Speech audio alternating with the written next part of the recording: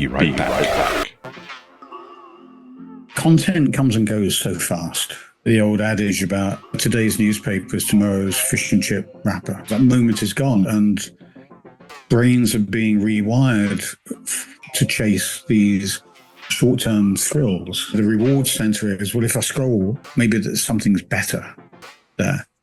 And it almost never is. So you keep scrolling. And I think that a lot of our media experience today is based on that sugar to feed the reward centers. So that leaves graphic design in quite an interesting position. By the 1980s, England was culturally no longer as drab and grey as it used to be. Energised by the shockwaves of punk, it was in the art schools of Chelsea, St Martin's, Hornsey and Camberwell where dissenting voices began to emerge, radicalising a new way forward. Musically, bands like the Slits, Cabaret Voltaire and Throbbing Gristle chipped away at the edges of music's formalities, reshaping its trajectory. And the independent record scene, led by Factory, Fetish and Rough Trade, became the breeding ground for designers such as Peter Saville, Malcolm Garrett and Rockin' Russian, who set about challenging every convention. Then came The Face, the future-style Bible of youth culture, and all of this converged into a new visual rebellion, one that rejected tradition, embraced experimentation, and redefined the aesthetic of a generation. In episode 10, we meet a former art school rebel who took inspiration from Dadaism, William Burroughs and the underground music scene, and armed with sheets of letraset and a photocopier and a restless need to disrupt, redefined the visual landscape forever, deconstructing type, breaking the grid, and reshaping the language of design. My name is Richard Smith. I'm an art director and a filmmaker, and I'm your host. Welcome to Destroy. They are punk rockers. Raw, outrageous and crude. The new craze, they tell me. More into chaos than anything else. People really don't understand what kids want. Worthless, nasty. They're a hero. Welcome to Destroy, a podcast about how the punk movement of 1976 spawned a cultural revolution still being felt today. You have to destroy in order to create. Destroy is produced by Be Right Back Studios. Visit berightbackstudios.com/destroy to learn more. If you're enjoying the show, visit our website, destroypunkpodcast.com, to learn more about every episode, including interview transcripts, show notes, music videos, curated playlists, and more. Thank you for listening. Neville Brody is probably one of the most revered designers of both the 20th and 21st centuries. After graduating from college, he chose poverty over a safe job and has continued to break the rules to this day. His work is unique, it is iconic, and he is relentless in pursuing his belief that you should question everything. I'm very grateful that he has made time to chat with me today. Please welcome to the show, Mr. Neville Brody. Neville, thank you for making the time to be on the show. I know you're very busy right now. You're very busy celebrating 10 years with Brody Associates. That's an amazing achievement. You must be really proud of that. Yes, thank you for the invite today, Richard. A pleasure to see you again. If it wasn't busy, I think we'd all be worried. But it's finding that sweet spot between frantic and asleep. I've been running a studio since 1979, 1980. And the most recent iteration, Brody Associates, has been running now for 10 amazing years. We continue to work on amazing projects. How big is your agency now? It's always been about the same size, including what we call satellites or associates. I've always had the philosophy that if you're too big to have lunch together, you're too big. That's a good philosophy. Something I was just thinking about, because the work you do is very distinct. How much work do you do these days? There's probably a lot of stuff that's out there that we've done that you probably didn't know was us. At the same time, and it's that thing again of balancing stuff that's much more expressive, I guess, with stuff which is much more professional or engineering based. Well, it's developing much more strategy based systems for people. Mm-hmm.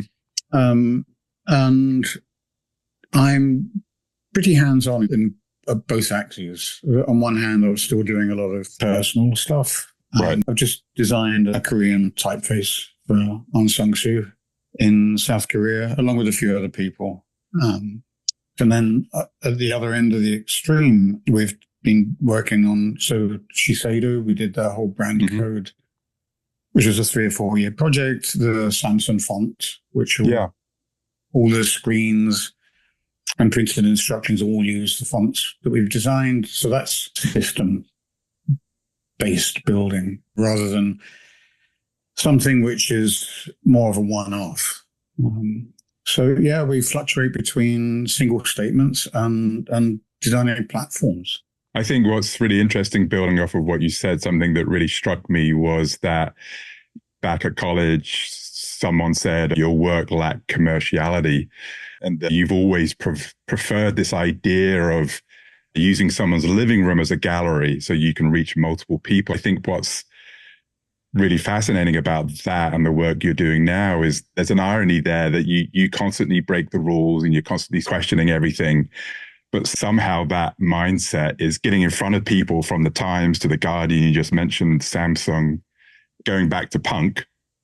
Do you see what you're doing as subversive in any way? Is that a mindset? Richard, as you know, graphic design is always a place of compromise, inevitably in some form, because we're professionals for hire on one level.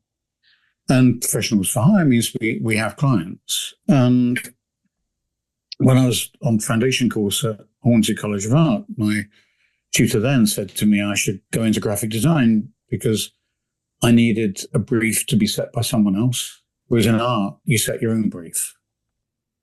And he said that my reaction or response is normally to an external stimuli, like a brief.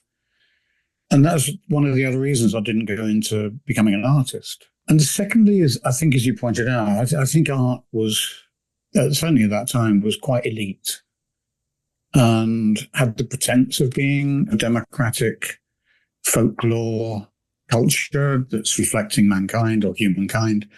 But the reality is that it's a business of value. And the value was more or less commercial rather than cultural. So I thought graphic design was a much more honest space. Graphic designers, they have clients, they have customers. You can't then be radical in every situation.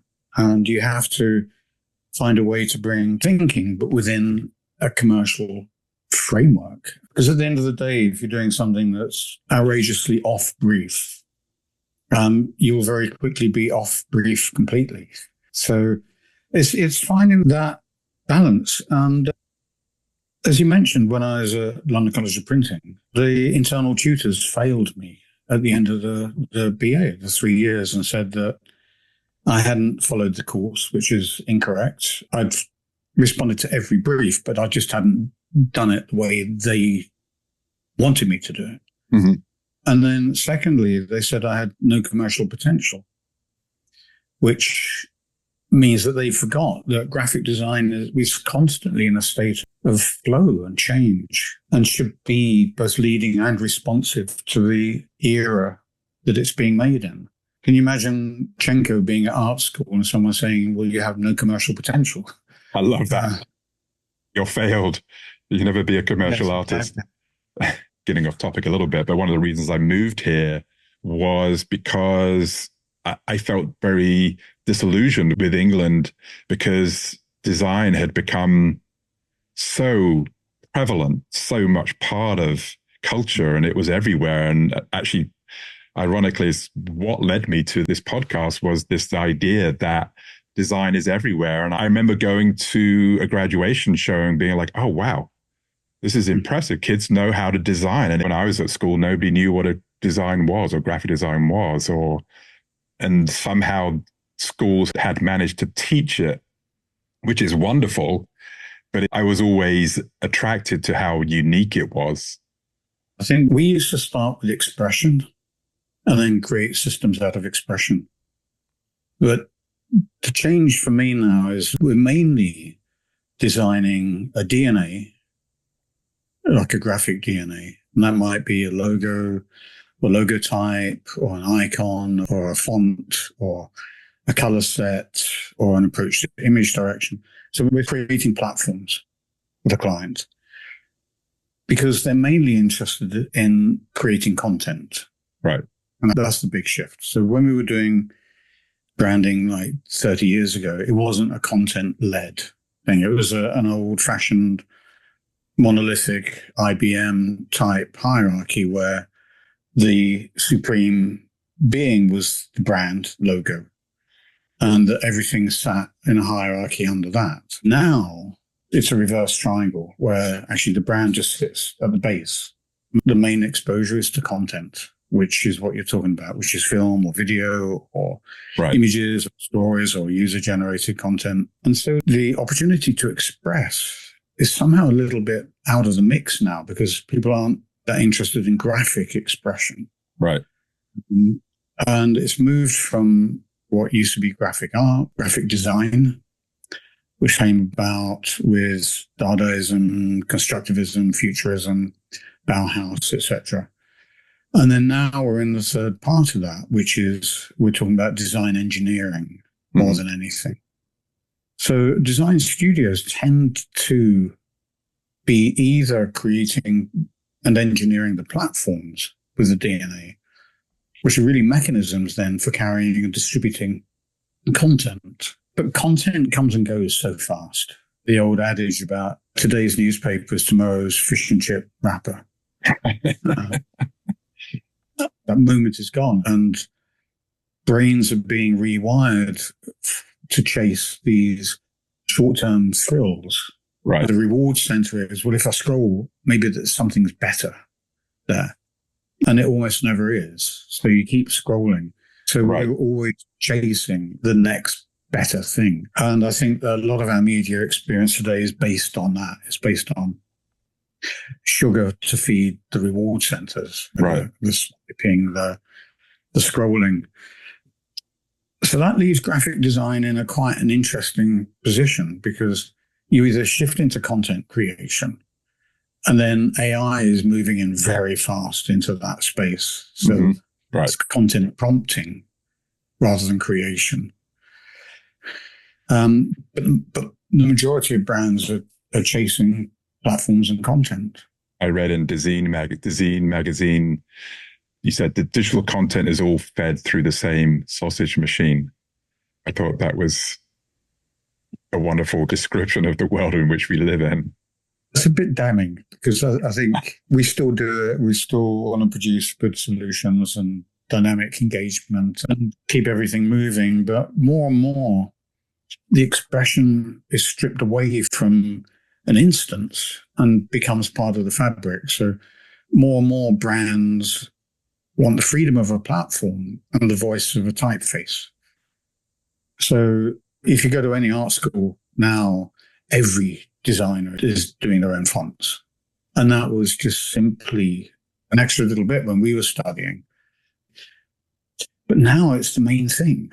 And all the creativity has been squeezed from all the other areas. So it all has to go into that typeface language. It's interesting because I studied typography many years ago, and it's an area of design a lot of people can't relate to, but it has such a massive influence on what you're looking at and what you're taking in. But I wanted to go back to something you touched on. I know you were dean at the RCA and that you once said that you really wanted students to embrace risk-taking. Do you think students take enough risks these days? So at that time, I was dean of the School of Communication. And from my perspective, the only reason a student really should be in art school is to experiment and to take risks and explore new things. You can only change the world by changing the people who will make the world. So students become really quite critical in that process of refreshing, of questioning, of exploration, of taking risks that might fail. Because obviously commerce is averse to risk-taking because the risk of failure means that they won't be able to operate commercially. But as a student, you should be grabbing that opportunity and really questioning, coming back to the idea of questioning everything. And the other side of that is that how to make something has become so available to everyone everywhere in terms of being able to source that knowledge. And then the role of education shifts because students themselves can achieve the knowledge, technical knowledge, but they're not necessarily clear on what to do with that knowledge. So this is where the tutor role comes in, and it changes. And it used to be that the tutor was at the top and imparted knowledge. Mm-hmm. That was the role of the tutor or teacher, that they owned perspective, could bring history in with technology, with making, with research, etc. And then they would impart that to the students. But that's shifting now, because the student is probably more adept at finding information more quickly than any of their tutors. So that role shifts, and actually in a way it's a liberation, because it means that the tutor can then focus on the more creative, the more strategic, and even the more existential side of communication. So I think increasingly that's the case, but it's not been clearly identified as such. And at the RCA, that was what I was trying to put in place. But the tutor then becomes a guide rather than a teacher, in that sense. There's a wonderful quote from your recent book, or rather you framed it in an article perhaps I read, which was that it was an appeal for drama, expression, and exuberance. It seems what I cherish and take away so much about your approach is this continual sort of push to reinvent. Are you hoping that people will take it and push the boundaries of their work? At the end of the day, it's all contextual. Graphic design is still subject to forces beyond its control, which might be a budget or a timeline or a market constraint.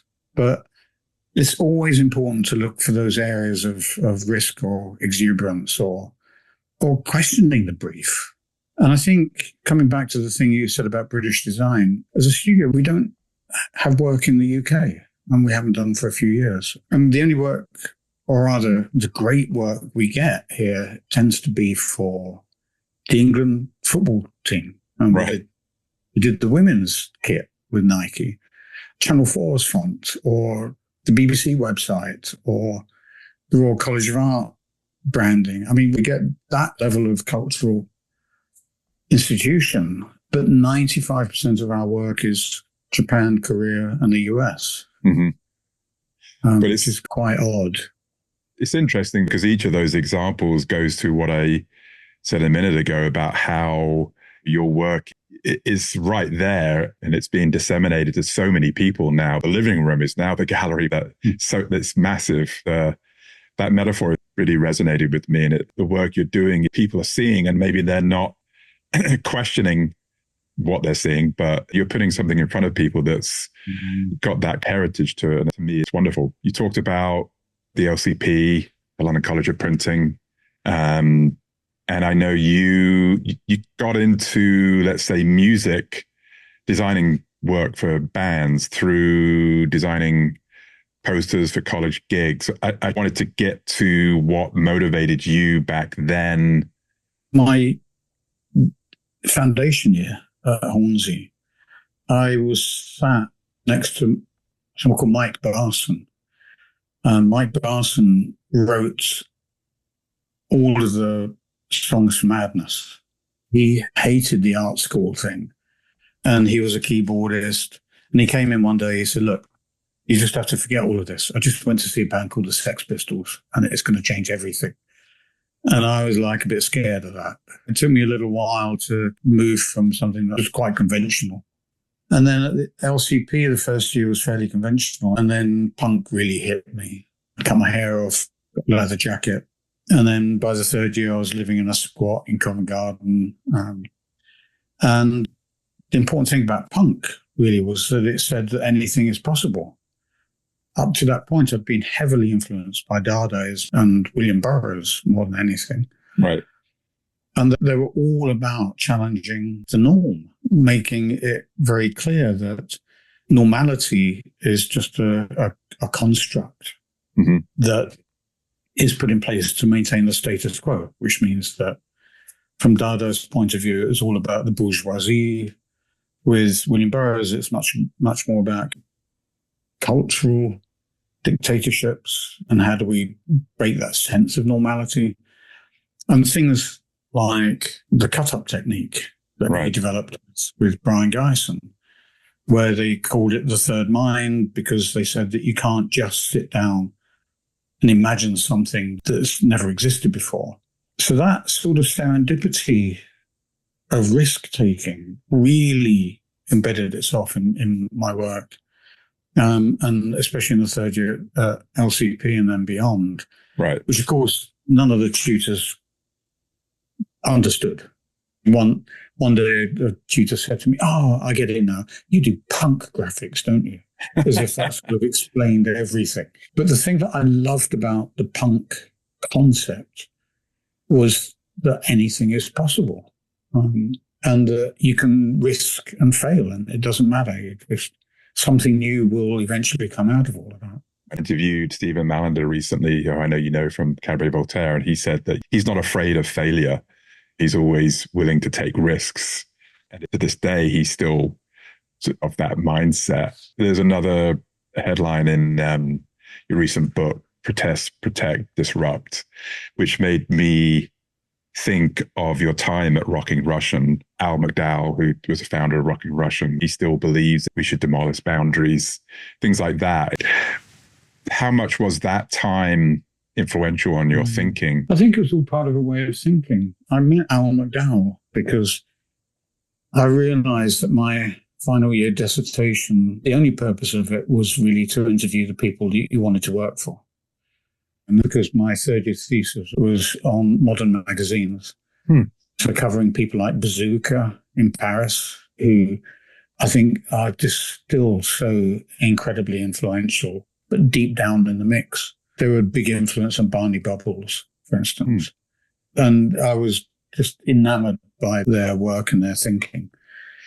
And as part of it, there was a magazine called Grabuge, which is garbage, but upside down, spelt wrong. And it was put together by Al McDowell, but in collaboration with Terry Jones, who later did ID magazine. And Terry introduced Al to constructivism. So there was all of this stuff going on. They were in the middle of Soho. And I started working for Al after having interviewed him the day after my show came down. So one minute I was being failed by the LCP, and the next minute I was getting a job on my first day of freedom. Right. And it was an incredibly intense period.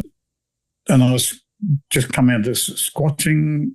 The whole culture there was amazing. Yeah. Soho was not gentrified, and it was really quite rough and edgy and exciting in a very different way to now. There was no Soho House or shows. It was a very different scenario. And don't forget, this is a time when in Britain, the populist right wing was on 12% of the vote. That was the National Front. We had the collapse of the Labour government, followed by the authoritarianism and unfairness of the Thatcher government. So it was a really mad time. And then behind all of that was the fact that there was hundreds of records being published and released every week. People were recording them in their bedrooms, and then they were pressing 200 copies and selling them in rough trade, which meant that the record design industry provided an absolutely invaluable platform to support people like myself or Peter Saville or Designers Republic or Malcolm Garrett's 23 Envelope. So without that, we wouldn't be having this conversation today. I think you're right. It's something I've believed for a long time, how important record cover design was. And I think you said it very articulately as a bridge, perhaps to a certain extent, for many designers coming from school, being able to respond to that sense of wanting to change, make a difference and change the world, and then perhaps find your own way, as it were. You started working with Fetish Records. Was this around that time when you were at Rocking Russian? I met Rod, who was running Fetish Records, because in the squat I was in, underneath it, and the room underneath mine, there was living Tom, who was the singer of 23 Skidoo. So I met 23 Skidoo through the squat. And then 23 Skidoo had just signed to Fetish, so I met Rod And at the same time, I'd written to Cabaret Voltaire at Rough Trade and went to meet with them, and they liked what I was doing and asked me to do a tour poster, a couple of tour posters for them. And then out of that came a long-term relationship. And it was very much about just being in the right place at the right time. And I was so lucky. It's all about being in the right place at the right time. And I was just incredibly lucky with that. Mm-hmm. And then Rod and Fetish Records were then also working with Throbbing Gristle. Yeah. Who also were very close to Skidoo and Cabaret Voltaire. So it was a community, and there was a number of different ways into that community. Hi there, sorry for the interruption, but if you're enjoying the show, please leave a review or a comment. For the latest news and updates, make sure to also follow us on Instagram at Destroy Punk Podcast. Thank you, and now back to the show. And we all used to, in the end, hang out. A lot of us would hang out in the French House in the middle of Soho, which is the pub on Dean Street. And that was where everyone was. And it was Nana Cherry, and it was Robbie Coltrane, and it was Derek Jarman, and it was... So there was artists, architects, fashion designers, right, musicians, actors, writers, are all congregating in the same place and sharing ideas. And there was a community of about 200 people, all bouncing ideas and alcohol off each other, of course. It's changed. And we were lucky then because we had fanzines. Did you do a fanzine ever? Yeah, I did a couple when I was at art school. I didn't know that. Well, the photocopier. So everything's been enabled by technology, and the way we communicate has always been driven by technological change. Graphic design happened around the time that printing became more available to people. Right. But also they'd invented halftone printing. So suddenly you could mass print images, and it was a democratization of communication. And then if you look at the whole of the 20th century and up to now, it's always been driven by technological revolutions, and then now moving into AI. It's the device that's kind of leading the way in many ways for communication. And each step of technology advance, right, the potential audience grows at each point exponentially. So now we've reached a point with mobile and digital platforms where you can reach billions of people. But the complexity of messaging has decreased because people have to swipe so quickly. And it's only something that's quite iconic that will catch someone's eye. But it's so short and it's so small and it's so limited and has to make sense. No one's going to watch a 2-hour video. So my question is really, how do we re-embrace complexity and difficulty and difference? Mm-hmm. So that's the big challenge of the day for me. Maybe elaborate on that a little bit for me. That's an interesting statement. Complexity disappeared. We live in a world that's driven a lot more by entropy now, which is a global brand, Starbucks, for instance. They're not going to have completely different menus in every country they go to because it's economically unviable. So what they do is make sure that the menus are 90% the same or 95% the same wherever they go, with a small amount of localization. But what this is doing is it's breaking down local complexity and replacing it with global simplicity. And that process is continuing, especially with access to Instagram and TikTok. So as technology spreads across the world, more and more people are signing up to the same cultures. And that's an entropic process. And these messages are not highly complex because in order to appeal to a huge amount of people, they have to be understood across a lot of different cultures. So there's a flattening of complexity. Mm-hmm. And people are afraid to put out things that might be difficult because if they're difficult, they probably will attract less attention. And if they're different, then a lot of people will just swipe past. So they all end up sharing a little bit of the same communal DNA. it's almost a truth, perhaps, that the world is homogenizing in some ways. There were two things I saw you said around AI. One was that you thought it was a big issue, but you also said that it was an exciting time for design. Maybe the two are related, but building off of what you were just talking about. I remember when the Mac arrived, and everyone at that time, especially in graphic design, said either they said it's irrelevant, it'll go away. And the other group of people said it's a great tool. It helps us make design easier. But what we didn't realize at the time was that it swiftly became somewhere you could publish from. Mm-hmm. And we thought it was a place to make stuff we would print. Right? We didn't think that we'd be making stuff that would stay on the computer. At the very beginning, it was making stuff to print.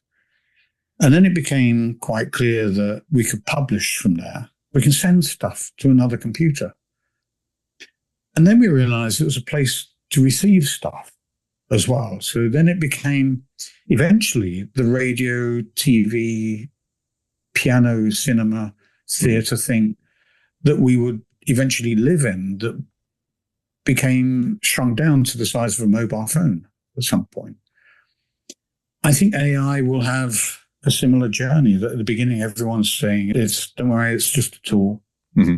But I think it's going to be much more immersive in our lifetimes in the future than that. It certainly has the potential to be a living actor within our cultural experience, not just something that we use to make other stuff. I think we don't know what it looks like yet. We could never have imagined that we'd be watching stuff someone else had done on a little screen in our pocket. If someone had said that 30 years ago, you would have laughed at them. So, what do you mean you think it will be immersive? Do you mean it will be second nature to our lives? 100%. It'll play a constant role in every aspect of our lives. I think that's an inevitability. It's already making a very strong statement within all of our technology. And this happened so fast. Mm-hmm. A year, 2 years ago, none of us would have imagined this. So it's been building up, but it feels like it's happened overnight.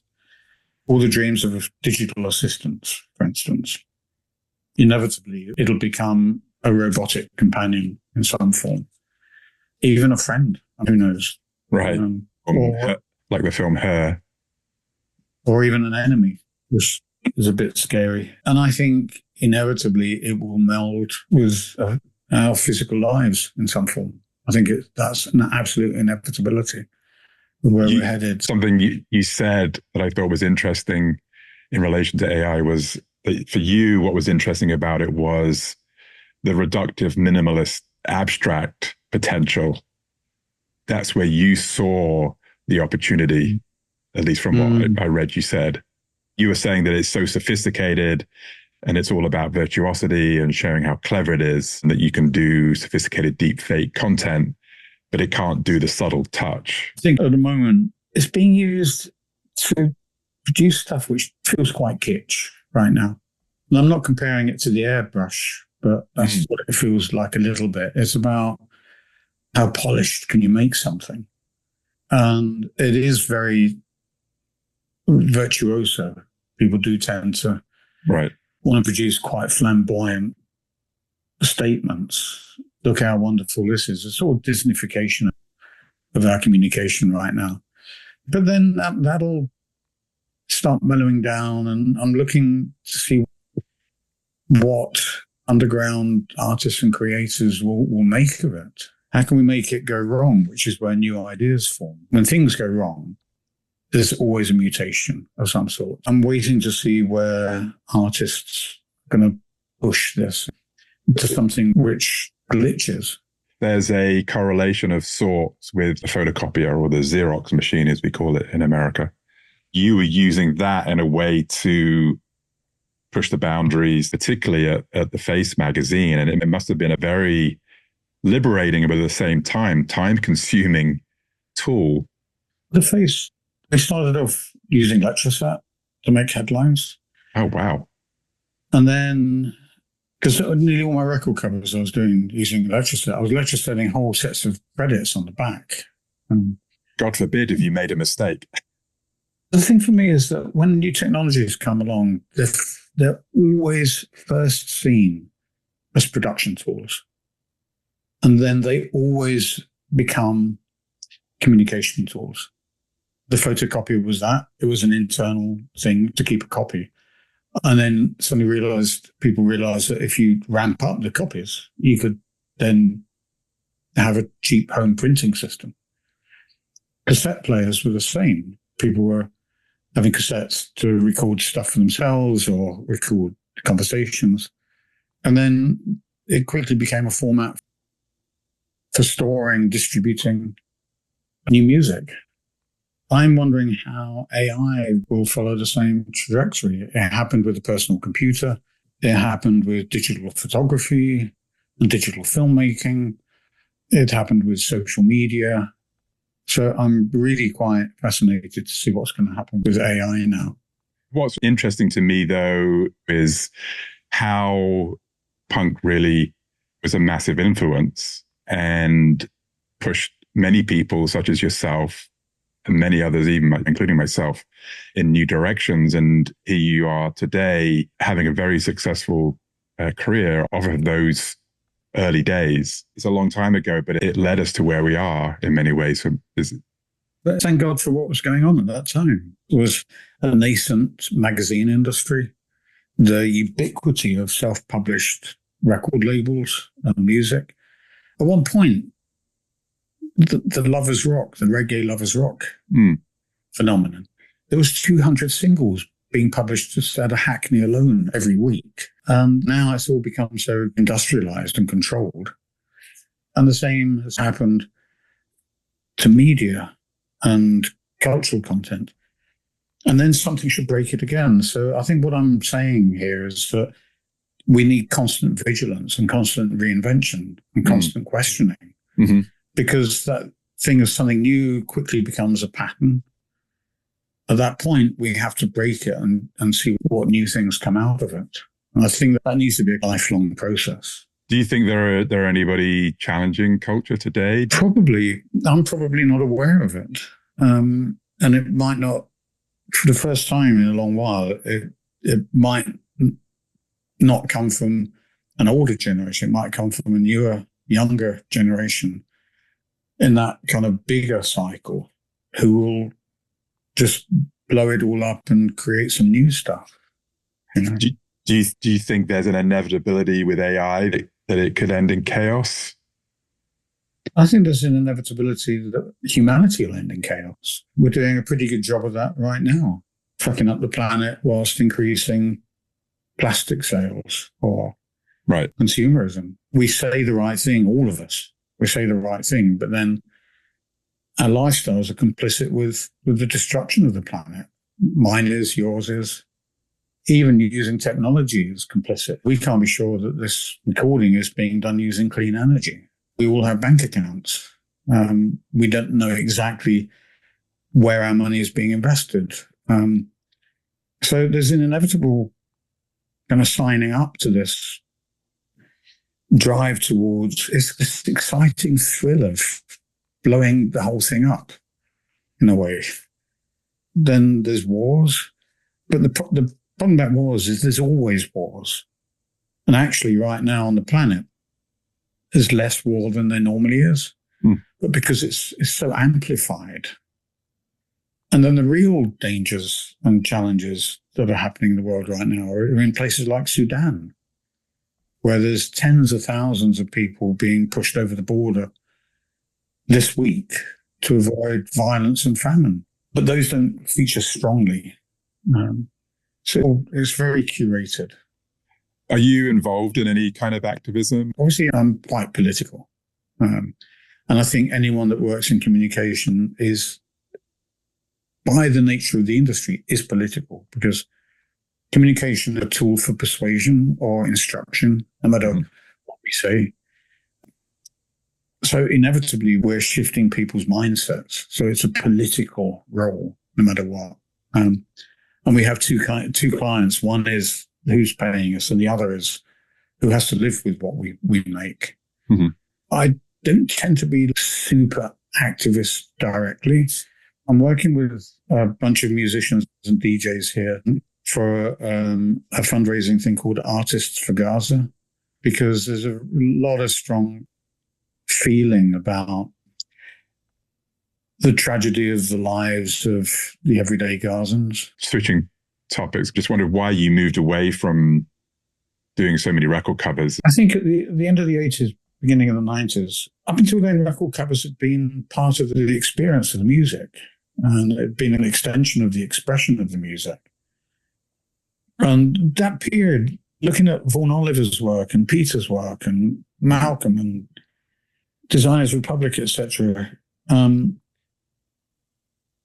there were some amazing covers that came out at that time. I mean, really quite classic now. Amazing statements that were so unique then. There was nothing before that looked like that stuff. And in a way, nothing since. And what happened at the end of the 80s was that it became a shift away from what the music was expressing to expressions about the musicians themselves. Mm-hmm. So the shift came and moved everything towards the art directors being responsible for choosing makeup, hair, stylists for what they were wearing. And they became more and more like studio portraits. Right. When I suddenly realized that all I was doing was choosing someone to cut someone's hair, I thought, well, that's it, I'm out. It's not interesting. And that's it, and I quit. And at the same time, we stopped getting commissions in music. So the music industry itself had shifted towards creating superstars. There definitely was a big shift in the late 80s and then into the 90s. The what's the term? It cannibalized. The industry had sort of cannibalized itself a little bit.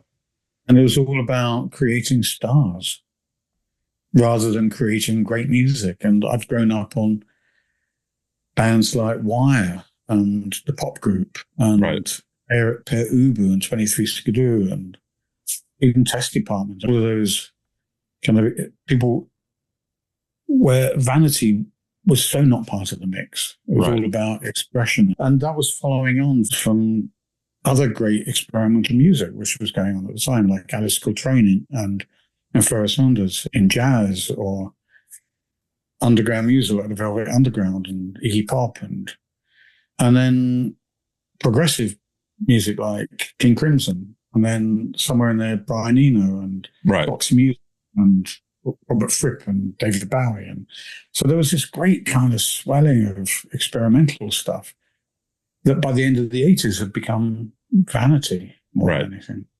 It became the opposite to perhaps where so much of it began with punk, which was somewhat anti-commercialism, anti-consumerism. And then I guess through the machinery of the record industry, they dropped all of that and decided that actually it was about commercialism and conforming, etc. A minute ago, you talked about how in the world of culture, everything has been squeezed out from the conventional mediums, and typefaces and typography have become this last bastion of, I don't know, whether it be rebellion or change making. In 2010, we did the Anti-Design Festival. The London Design Festival approached us to do something as part of that. And I said, no, I'd rather do an anti-design festival. And we ended up doing an anti-design festival. And it wasn't about being anti-design at all, but it was about being anti what design culture had become, which was what we talked about was 30 years of success culture, where everything was measured in numbers. How many likes did you get? How many tickets did you sell? And there was a 10-day thing over 10 venues in East London. We had 20,000 people show up for that week. We didn't charge for anything. Anyone could bring something along and put it in our exhibition. So it was a completely democratic space. And it just reminded us that we still need platforms for risk, experimentation and failure. You said in a recent interview that you were morally against the manipulativeness of advertising. Instead, you wanted to manipulate people into querying things. That it's obvious that has stayed with you. I mean, obviously, things are mellowed a little, but the reason I went into graphic design at the beginning was because I used to operate with the idea that design should be used to reveal, not conceal. And I felt that advertising was very much about trying to manipulate a response. And that actually what we should be doing in graphics certainly was using the same tools to raise awareness and questioning. And certainly the face and working with music was all about that revelation rather than manipulation. And out of that, it was interesting, came the idea that all published work or communication should be a dialogue, not a monologue. And that advertising was largely monologue because it's all about persuasion for a particular standpoint or outcome, whereas culture should be about dialogue. So we embraced ambiguity and we embraced the unfixed possibilities so that when someone would look at it, it would only make sense when they decided what it was. So a lot of my early work and some of the personal work still works around the idea of fluidity and interpretation and ambiguity. Adrian Shaughnessy described your work as structured chaos, which I thought was a beautiful statement. And chaotic structure, which is also... It's both. Right. And how you've always been passionate about randomness and chance. It seems that Dadaist William Burroughs mentality is still with you. 100%. I was going to say, you can't bring that to every project. That's that thing again. The real world of graphic design is that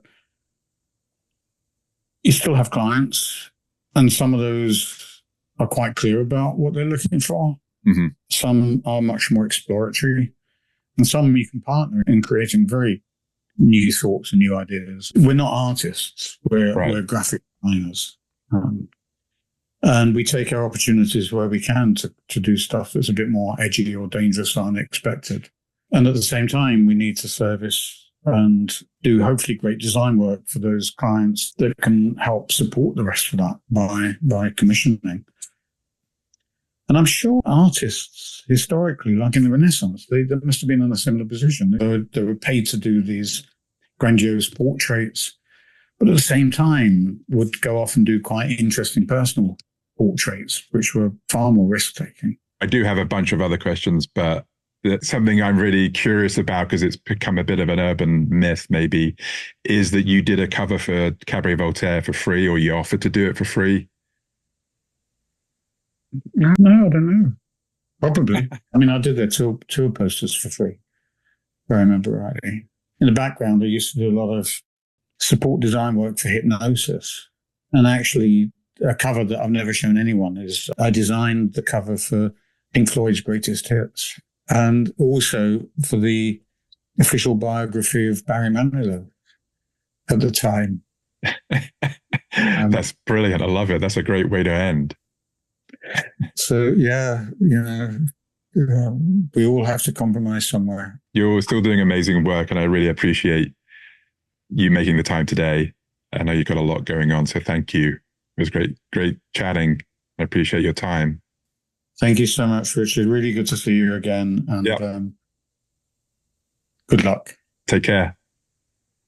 Bye. Bye. My name is Richard Smith, and I'm your host. I'm a filmmaker, an art director, and once upon a time I was part of the big 80s. I designed record covers for Depeche Mode, I danced with Bono, discussed art with Mick Jagger, and drank tea with Susie Sue. I also grew up during those turbulent times in England in the late 70s and was driven by the do-it-yourself ethos of punk. I obsessed over bands like Joy Division and New Order and went on to work for the album cover designer Peter Saville. I believe that year, that moment in 1976, when a bunch of foul-mouthed yobs cursed and swore on national television, changed the future of culture forever, and is what brought us to where we are today. So where do we go from here? Will emerging new technologies be the catalyst that tears down the walls of mediocrity, throwing culture and society into chaos and revolution again? We'll have to wait and see. This has been another episode of Destroy. Thank you for listening. Destroy is a Be Right Back Studios production. Learn more at berightbackstudios.com. And please tune in again for another episode of Destroy, the Influence of Punk podcast, wherever you listen or download. Be right back.